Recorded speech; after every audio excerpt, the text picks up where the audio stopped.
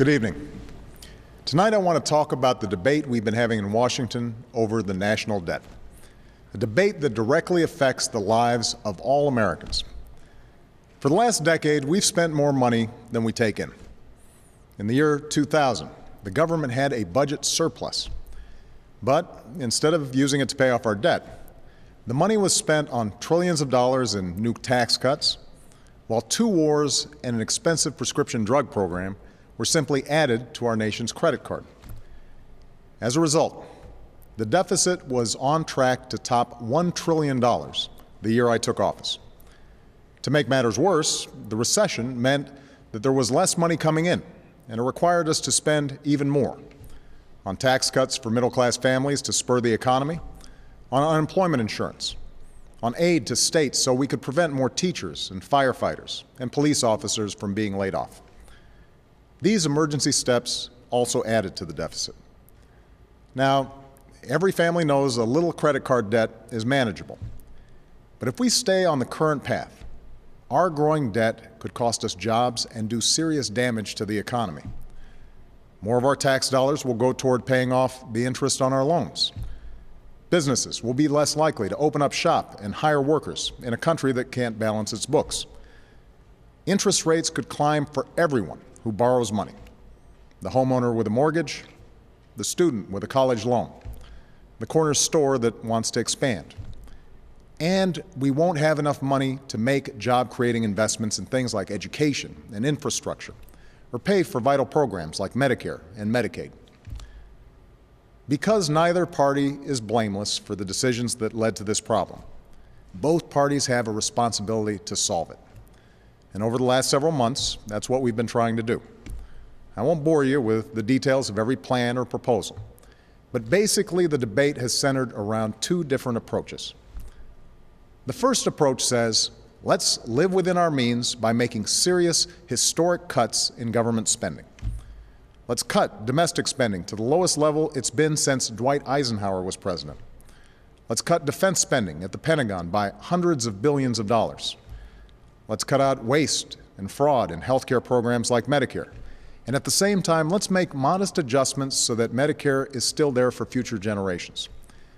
Finally, let's ask the wealthiest Americans and biggest corporations to give up some of their breaks in the tax code and special deductions. This balanced approach asks everyone to give a little without requiring anyone to sacrifice too much.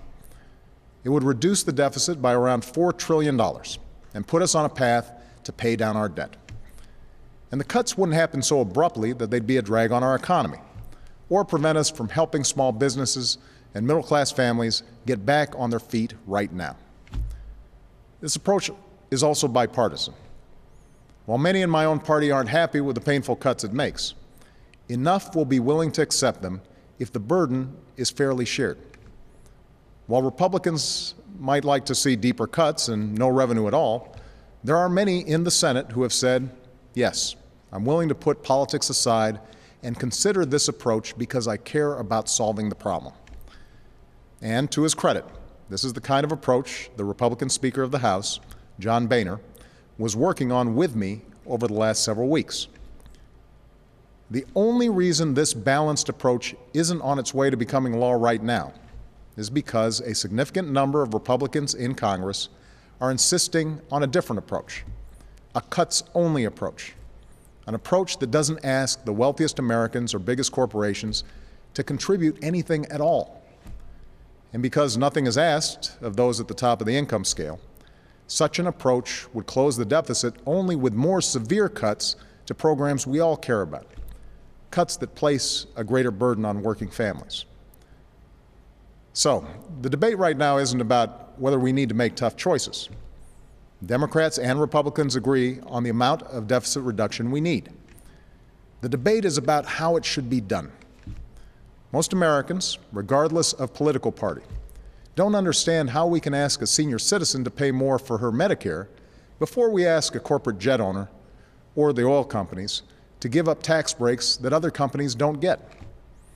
How can we ask a student to pay more for college before we ask hedge fund managers to stop paying taxes at a lower rate than their secretaries? How can we slash funding for education and clean energy before we ask people like me to give up tax breaks we don't need and didn't ask for? That's not right. It's not fair. We all want a government that lives within its means, but there are still things we need to pay for as a country. Things like new roads and bridges, weather satellites and food inspection, services to veterans, and medical research. And keep in mind that under a balanced approach, the 98% of Americans who make under $250,000 would see no tax increases at all. None. In fact, I want to extend the payroll tax cut for working families.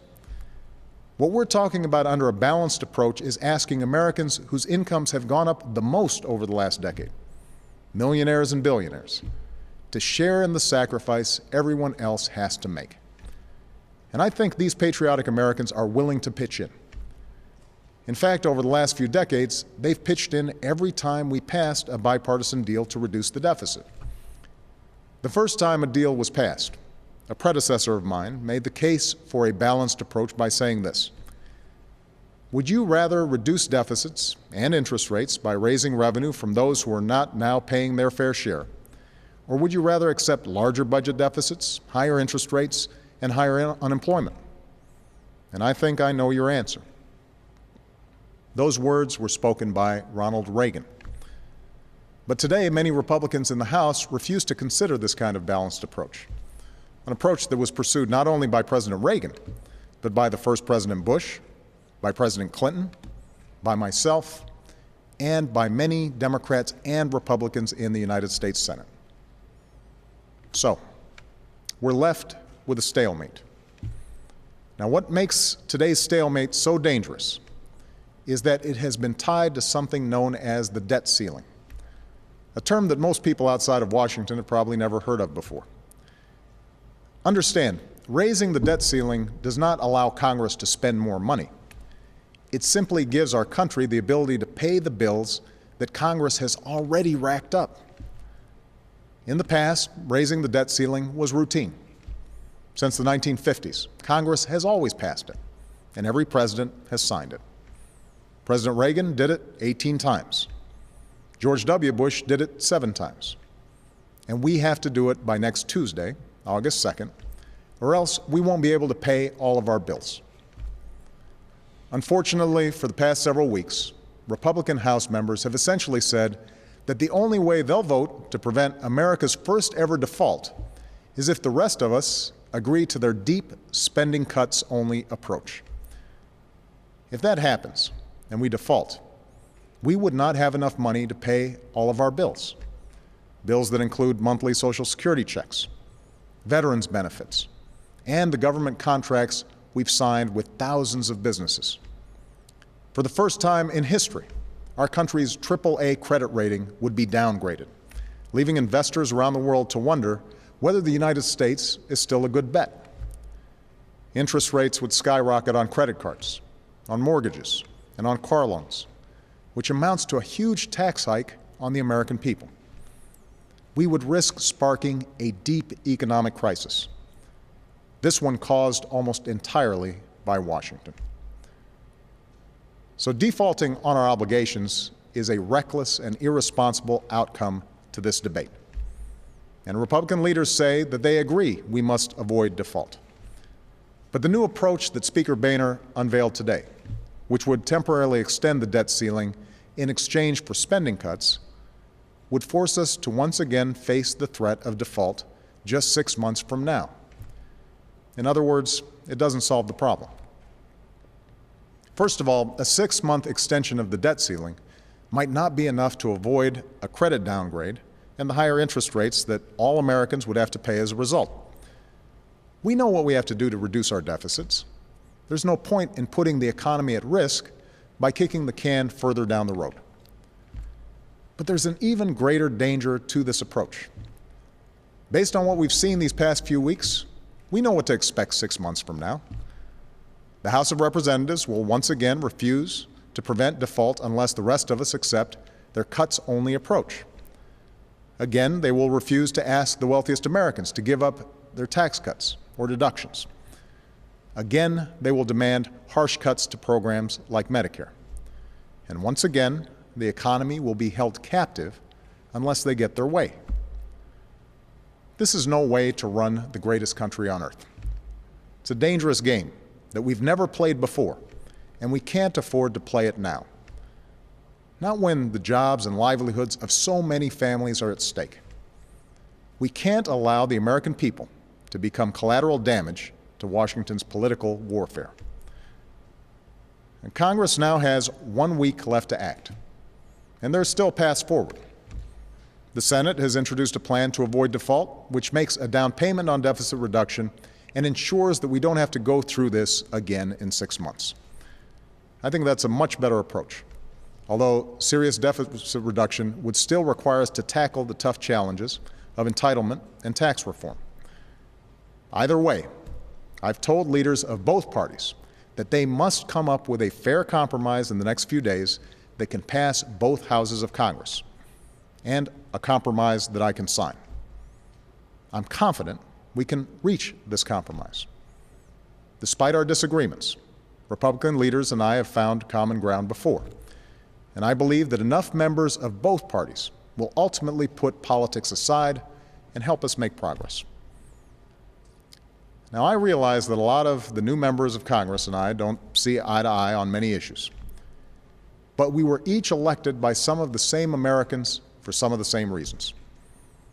Yes, many want government to start living within its means, and many are fed up with a system in which the deck seems stacked against middle-class Americans in favor of the wealthiest few.